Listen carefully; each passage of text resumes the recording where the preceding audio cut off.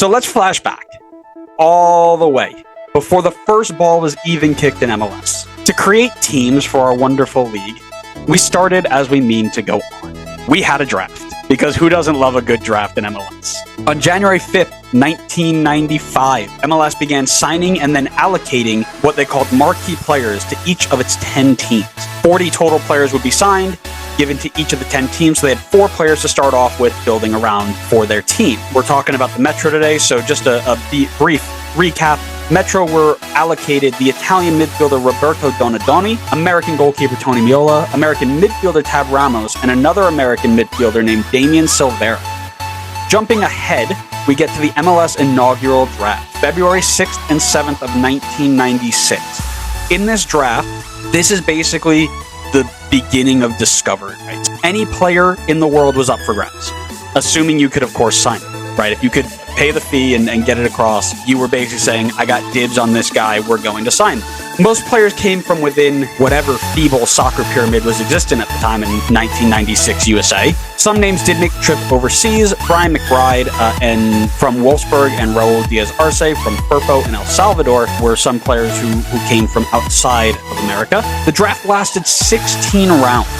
1 month later, on March 4th, 1996, 2 more drafts were held. One, the college draft, which is what we now know as the MLS Super Draft, presented by Adidas.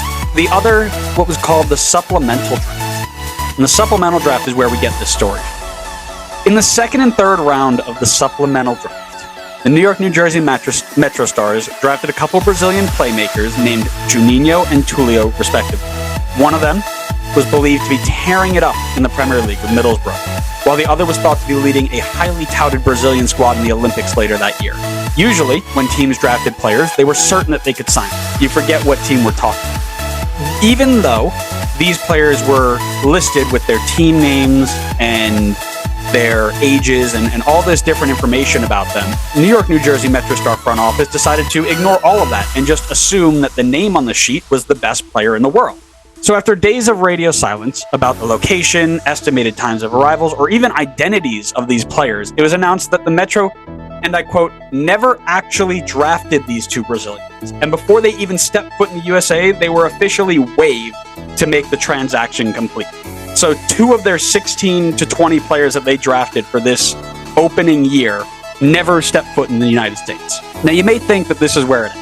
But you are oh so wrong, Connor. Because I can see it on your face like, oh, that's not too fun. Remember how we talked about how people thought Juninho was the Brazilian in the Premier League? And how he had team names listed next to him that were just completely ignored? Juninho was a player in the 3rd division of Brazilian football that MLS signed on a free transfer.